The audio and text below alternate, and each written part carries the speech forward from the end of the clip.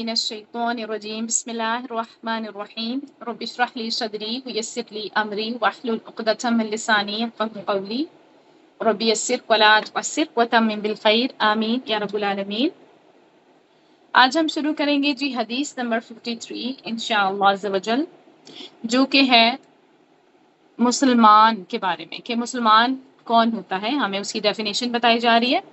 अन अब्दुल्लाह इब्न उमर अन नबी सल्लल्लाहु अलैहि वसल्लम, अब्दुल्लाह बिन उमर रज़ियल्लाहु तआला अन्हु से रिवायत है कि आप सल्लल्लाहु अलैहि वसल्लम ने क्या फरमाया, अल मुस्लिमु मन सलिमा अल मुस्लिमूना, कि मुसलमान वो है जो महफूज रखे, जिससे महफूज रहे मुसलमान, ठीक है, मिल्लिसानी ही व यदिही ही, जो उसकी जुबान से और उसके हाथ से। और आगे हदीस का कुछ और भी हिस्सा है जिसने इसको छोड़ा, यानी और वो महाजिर की भी डेफिनेशन बता दी गई है। और महाजिर वो है जिसने उसको छोड़ा जिससे अल्लाह ताला ने मना किया है। तो अब ये हदीस है हमारे पास मुसलमान की, जो हमें डेफिनेशन बता रही है, ठीक है। इस हदीस को देखें तो इसके दो अहम हिस्से हैं। सबसे पहला तो ये है कि मुसलमान की पहचान, ठीक है, वो क्या है।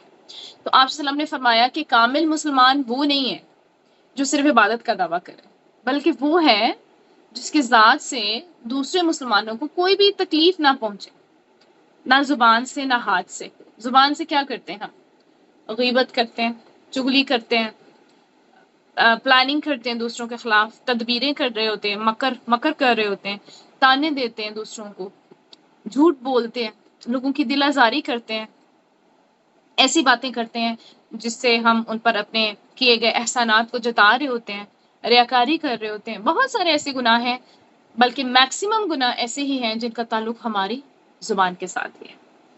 फिर इसी तरह से हाथ से, जैसे किसी को मारना पीटना, या किसी से कोई पैसे चोरी कर लेना, ठीक है, डाका डाल लेना, या किसी भी किस्म का किसी को नुकसान पहुंचाना।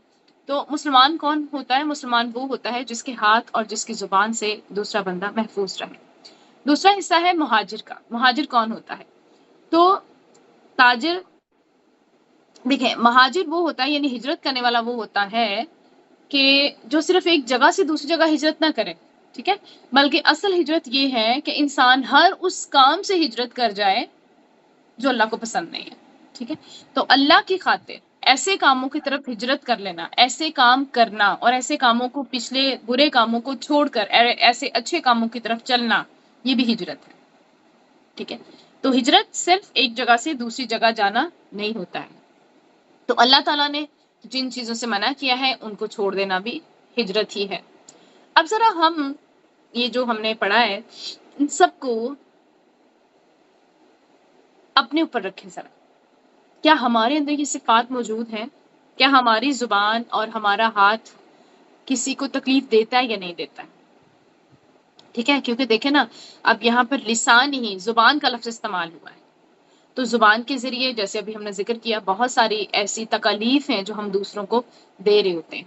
तो कहीं हमारी जुबान की वजह से दूसरे तंग तो नहीं हो रहे? बाज़ औक़ात इंसान बोल के दूसरों को तकलीफ देता है, और बाज़ औक़ात इंसान चुप रह के भी किसी को तकलीफ देता है, ठीक है। यानी देखें ना, कभी कभी खामोशी किसी की ऐसी तकलीफ दी होती है ना किसी दूसरे के लिए, कि वो बोलने से ज्यादा खतरनाक होती है।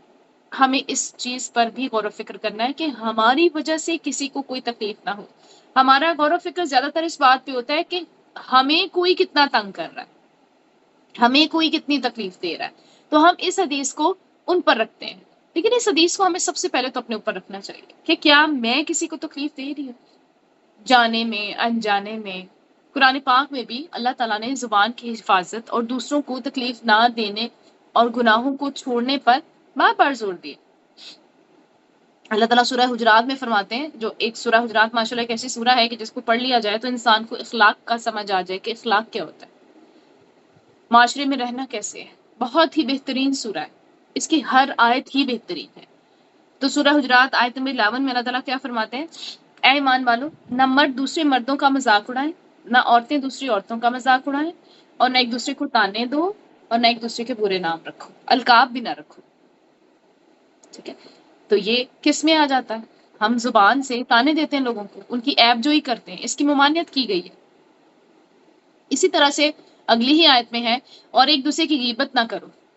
کیا تم میں سے کوئی اس بات کو پسند کرے گا کہ وہ اپنے مردہ بھائی کا گوشت کھائے؟ تم اس سے کراہت کرو گے۔ تو اب ہمیں کیسے سمجھایا جا رہا ہے کہ غیبت کرنی کیسے ہے؟ بالکل ایسے ہی جیسے کوئی اپنے مردہ بھائی کا گوشت کھاتا ہے، تو obviously وہ تو کوئی بھی کھانا نہیں چاہے گا۔ تو غیبت اتنی گندی اور اتنی بری چیز ہے، لیکن مجھے بتائیں ذرا، کون ہے ایسا آج کے دور میں جو اس برائی سے پاک ہو؟ ہم سب کہیں نہ کہیں گرفتار ہیں اس میں، کوئی کم کرتا ہے کوئی زیادہ کرتا ہے، لیکن کر سب ہی رہے ہیں۔ اور یہ کوئی عام گناہ نہیں ہے، یہ کوئی چھوٹا گناہ نہیں ہے، اتنا بڑا گناہ ہے کہ مردہ بھائی کا گوشت کھانے کے ساتھ اس کو ملایا جا رہا ہے، ہمیں سمجھانے کے لیے کہ اگر وہ اتنی گندی چیز ہے، اس سے آپ کو اتنی کراہت آ رہی ہے، تو یہ اس سے بھی گندی ہے۔ اللہ تعالیٰ ہم سب کو غیبت سے بچائے، کیونکہ یہ تو بہت ہی کامن ہو گیا ہے۔ آپ بہن بھائی اکٹھے ہو جائیں، آپ دوست احباب اکٹھے ہو جائیں، آپ اپنے بزنس میں اکٹھے ہو جائیں، یا پھر آپ اگر کہیں بھی جاب کریں، ایون کہ اسلامک انسٹیٹیوشنز میں دیکھا جاتا ہے، ایک ٹیچر قرآن کی ہی ہے اور دوسری قرآن کی ہی ٹیچر کی برائیاں کری ہوتی ہیں، اللہ تعالیٰ معاف کرے۔ تو ہمیں اپنی زبان کو سنبھال کے رکھنا ہے۔ یہ زبان ہی انسان کو عرش پہ بھی ڈھا دیتی ہے، اور یہ زبان ہی انسان کو زمین پہ بھی ڈال دیتی ہے۔ اصل یہ ہے کہ ہم اس کا استعمال کیسا کر رہے ہیں۔ زبان کی تو ہلاکتیں بہت زیادہ، اس پر تو پوری ایک بک ہے، اور جب وہ ہم اس میں موجود احادیث پڑھتے ہیں، اللہ اکبر، رونگٹے کھڑے ہو جاتے ہیں، اور بار بار سن کے یہی لگ رہا ہوتا ہے یہ بھی میرے اندر ہے، یہ بھی میرے اندر ہے۔ اگر انسان سیلف انالیسس کرے نا تو اسے آئینہ دکھ جاتا ہے، لیکن اگر ہم چھپتے رہے کہ نہیں یہ ایپ فلاں میں ہے، فلاں میں ہے، فلاں میں ہے، تو ہم اپنی تربیت نہیں کر سکتے، ہم کبھی اپنا تزکیہ نہیں کر سکتے۔ اپنے تزکیے کے لیے، اپنی صفائی کے لیے پہلے یہ ایکسیپٹ کرنا پڑے گا کہ ہم گندے ہیں۔ اگر ہم ایکسیپٹ ہی نہیں کر رہے ہیں کہ ہم گندے ہیں، نہیں نہیں ہم تو ایسے نہیں ہیں، فلاں گندا ہے، تو پھر ہم کیا ہی صاف کریں گے اپنے آپ کو، کیونکہ تو ہم تو پہلے ہی اپنے آپ کو صاف ستھرے سمجھ رہے ہیں۔ اللہ تعالیٰ ہمیں تمام برائیوں گناہوں کو چھوڑنے کا حکم دیتے ہیں۔ یہی کہا گیا نا، مہاجر کون ہوتا ہے؟ جس نے اس کو چھوڑا جس سے اللہ نے منع کیا، جیسے سورہ الانعام میں بھی اللہ تعالیٰ فرماتے ہیں، اور گناہ کی ظاہری اور باطنی دونوں کو چھوڑ دو، بے شک جو لوگ گناہ کماتے ہیں عنقریب انہیں ان کے کیے کی سزا دی جائے گی۔ تو سزا تو ملے گی، اس لیے ہمیں ہر وہ کام کرنا ہے جو ہمارے رب کو پسند ہے، جس کا حکم دیا ہے، جس سے منع کیا اسے چھوڑ دیں، بہترین ہجرت ہے۔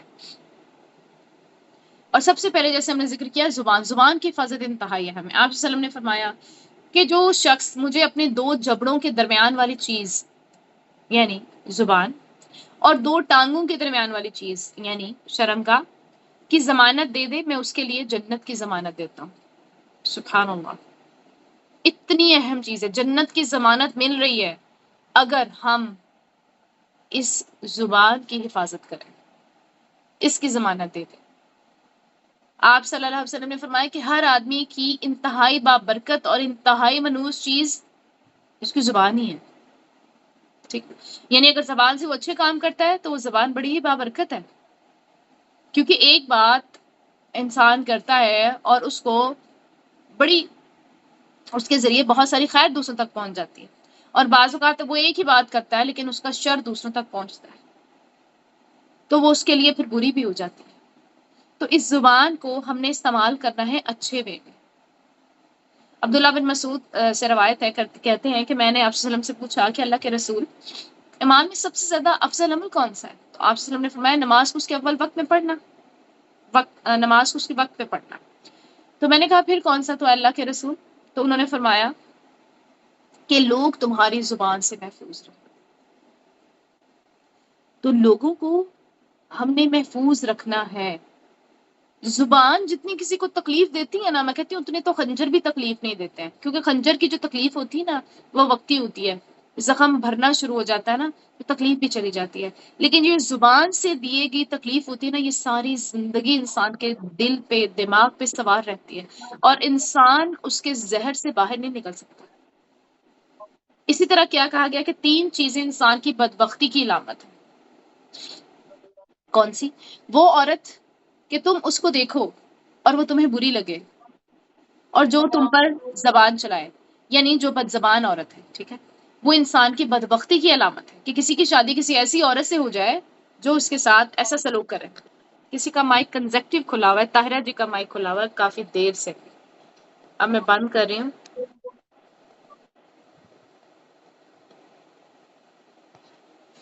اعوذ باللہ من الشیطان الرجیم۔ تو ہم بات کر رہے تھے کہ کسی انسان کی شادی کسی ایک ایسی عورت کے ساتھ ہو جائے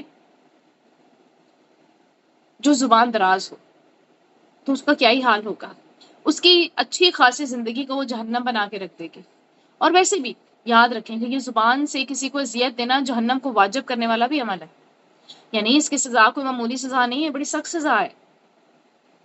ابو ہریرہ رضی اللہ تعالیٰ عنہ سے روایت ہے، وہ کہتے ہیں کہ ایک آدمی نے عرض کیا، یا رسول اللہ صلی اللہ علیہ وسلم، فلاں عورت کثرت سے نماز، روزہ اور صدقہ میں مشہور ہے، یعنی اس کی باتیں بہت ہیں، لیکن وہ اپنی زبان سے اپنے پڑوسیوں کو ستاتی ہے۔ آپ نے فرمایا وہ جہنمی ہے۔ اللہ اکبر۔ پھر اس نے کہا، یا رسول اللہ، فلاں عورت نماز، روزہ، صدقے کی کمی میں مشہور ہے، اور وہ صرف پنیر کے چند ٹکڑے ہی صدقہ کرتی ہے، لیکن اپنی زبان سے اپنی پڑوسیوں کو ستاتی نہیں ہے، تو آپ نے فرمایا وہ جنتی ہے۔ اللہ اکبر۔ تو آپ خود دیکھیں، یعنی کبھی انسان کی عبادات یعنی نفلی عبادات کم ہوتی ہے، فرض میں تو چھوٹ نہیں ہے نا، فرض تو آپ نے پورے کرنے ہیں۔ اب یہ نہیں ہے کہ آپ میری اس بات کو یہ سمجھیں کہ اب ہم نماز کی بات ہے تو چلو فرض نماز ہی چھوڑ دیتے ہیں، نہیں، جو چیزیں فرض ہیں، نماز، روزہ، زکوٰۃ، حج، یہ جو مین فرض چیزیں نا، ان کے علاوہ اگر کوئی ایکسٹرا صدقہ کرتا ہے، کوئی ایکسٹرا روزے رکھ رہا ہے، کوئی ایکسٹرا نوافل پڑھ رہا ہے، ٹھیک ہے، تو ایسا انسان اگر یہ سب کر رہا ہے لیکن دوسروں کو اپنی زبان کے شر سے محفوظ نہیں رکھ پاتا، ان کو تنگ ہی کرتا ہے، تو پھر وہ باتیں بھی اس کے کام نہیں آئیں گی۔ کیا کہا جا رہا ہے؟ وہ جنتی ہے اور دوسرے کو جہنمی کہا جا رہا ہے۔ تو بہرحال نفلی عبادات کا کم ہونا، تو اس صورت میں اگر انسان زبان سے کسی کو تکلیف نہیں دیتا، ٹھیک ہے، تو پھر اس کا درجہ انشاءاللہ عز و جل بلند ہوگا۔ اب جیسے ہم نے آگے پڑھا افضل ہجرت کے بارے میں، افضل ہجرت یہ کہ ان تمام باتوں کو چھوڑ دیا جائے جن کو ہمارا رب ناپسند کرتا ہے، ٹھیک ہے۔ کون کون سی باتیں ہیں؟ جیسے کوئی کسی کو اذیت دے، کوئی کسی کو مارے، کوئی تشدد کرے، کوئی ہاتھ سے مارے، یا جیسے کسی کے ہاتھ میں کوئی چھری ہو، تلوار ہو، کسی بھی ذریعے سے اس کو تکلیف دے، اس کو دھکا دے دے، ٹھیک ہے، جیسے دھکا دے دیتے ہیں لوگ اکثر، یا کسی کے بارے میں کوئی غلط چیز ہاتھوں سے لکھ دے، ٹائپ کر دے۔ آج کل میسیجز کیسے کیسے آتے ہیں، ایک دوسرے پہ الزام تراشی کے، ٹھیک ہے، گوسپس چل رہی ہوتی ہیں، لکھنے ہمارے ہاتھ استعمال ہو رہے ہوتے ہیں نا میسج میں، ایک دوسرے کے خلاف ہم کوئی نہ کوئی ایسا ایب لگاتے ہیں جو اس کے اندر ہوتا ہی نہیں ہے، اس کو کسی نہ کسی کے ساتھ، ایسے انسان کے ساتھ اس کا اسکینڈل بنا دیتے ہیں بیچارے کا یا بیچاری کا، جس کا اس کے ساتھ کوئی تعلق ہی نہیں ہوتا ہے۔ تو یہ سارے کام ہاتھوں سے ہو رہے ہیں، تو ہم ہاتھوں سے دوسروں کو تکلیف دیتے ہیں۔ حضرت عائشہ رضی اللہ تعالیٰ سے مروی ہے، وہ کہتی ہیں کہ رسول اللہ صلی اللہ علیہ وسلم نے کبھی کسی کو اپنی ذات کے لیے اپنے ہاتھ سے نہیں مارا، نہ عورت کو نہ ہی خادم کو۔ اور ہمارے ہاں عورتوں کا کیا حشر ہو رہا ہے؟ اب تو خیر عورتیں بھی پورے پورے جواب دیتی ہیں، پہلے تو مار سہ جاتی تھی، ابھی بھی بہت سارے ایسے طبقات ہیں جس میں سہ جاتی ہیں۔ تو آپ صلی اللہ علیہ وسلم ایسا نہیں کرتے تھے، اور نہ ہی انہوں نے خاتم کو، اور خادموں کی تو بہت ساری سٹوریز ہمیں دیکھنے کو سوشل میڈیا پہ مل جاتی ہیں، اور کچھ ایسے بھی کیسز سننے کو ملے ہیں کہ اس کو جان سے ہی مار دیا گیا، اللہ اکبر، یا اتنا تشدد کہ اس کا خون نکال دیا گیا۔ یہ ہمارا حال ہے۔ کیسے ہم عمل کر رہے ہیں اس حدیث پہ؟ ہم تو بالکل بھی نہیں کر رہے۔ ایسے انسان جتنی مرضی نیکیاں کما لے، وہ ہے مفلس ہی، پھر حدیث سے پتہ چلتا ہے۔ آپ صلی اللہ علیہ وسلم نے فرمایا، کیا تم جانتے ہو کہ مفلس کون ہے؟ تو صحابہ کرام نے عرض کیا، ہم میں مفلس وہ آدمی ہے جس کے پاس درہم اور مال و اسباب نہ ہو۔ تو آپ صلی اللہ علیہ وسلم نے فرمایا، بے شک قیامت کے دن میری امت کا مفلس وہ آدمی ہوگا جو نماز، روزے، زکوٰۃ وغیرہ سب کچھ لے کر آئے، لیکن اس آدمی نے دنیا میں کسی کو گالی دی ہوگی، کسی پر تہمت لگائی ہوگی، کسی کا مال کھایا ہوگا، کسی کا خون بہایا ہوگا، کسی کو مارا ہوگا، تو اس کی نیکیوں میں سے اس کو دے دیا جائے گا، یعنی انسان کے جو اعمال ہوں گے برے، اس کے بدلے میں اس کی نیکیاں اسے لے لی جائیں گی، اللہ اکبر، اور نیکیاں اس کو دے دی جائے گی جس پہ اس نے ظلم کیا۔ اگر اس کی نیکیاں ان کے حقوق کی ادائیگی سے پہلے ہی ختم ہو گئیں تو پھر لوگوں کے گناہ اس آدمی پہ ڈال دیے جائیں گے، اس طرح وہ آدمی کہاں چلا جائے گا؟ جہنم میں، اللہ اکبر۔ اس لیے ہمیں ان سب باتوں کا بہت زیادہ دھیان رکھنا چاہیے، احساس ہونا چاہیے کہ ہمارے ہاتھ سے، ہماری زبان سے کسی کو کوئی تکلیف نہ ہو۔ اگر ہم اب روزانہ اپنی گھریلو زندگی کو دیکھیں تو دیکھیں محلے یا رشتہ داروں کی محفلوں کو دیکھ لیں آپ، جب خواتین آپس میں بیٹھتی ہیں تو غیر محسوس طریقے سے اپنی نند، اپنی ساس، اپنی بھابھی، پڑوسن کی باتیں شروع ہو جاتی ہیں، ٹھیک ہے، اور پھر غیبتیں شروع ہو جاتی ہیں، تاننے شروع ہو جاتے ہیں، کڑوی باتیں کرتے ہیں ہم اپنے شوہر کے بارے میں، بچوں کے بارے میں، سسرال والوں کے بارے میں، زبان سے تکلیف پہنچاتے ہیں، کبھی کبھی ان کے سامنے بھی پہنچاتے ہیں۔ تو یہ زبان جو ہے نا، اس کو ہم نے سنبھال کے رکھنا ہے۔ گھریلو ملازمین کے ساتھ ہمارا رویہ سافٹ ہونا چاہیے۔ گھر میں رہنے والی ایسی ماسیاں یا ایسی بچیاں جو ہمارے پاس ہوتی ہیں، جن کے والدین ہمارے سپرد کر کے چلے جاتے ہیں، ہمیں ان کو ہاتھ سے تکلیف نہیں پہنچانی چاہیے۔ پھر اگر ہم سوشل میڈیا پہ دیکھیں، سوشل میڈیا تو آپ کو پتا ہے، اس سے ہم کیا کرتے ہیں؟ فوراً کمنٹس کرتے ہیں، کوئی بھی چیز دیکھی فوراً کمنٹ کر دیا، کسی کی تصویر پر فوراً نیگیٹو جو بھی آپ نے ورڈز بولنے ہیں بول دیے، کوئی جھوٹی خبریں دیکھی ہیں اسے آگے شیئر کرنا شروع کر دیا ہے، ٹھیک ہے۔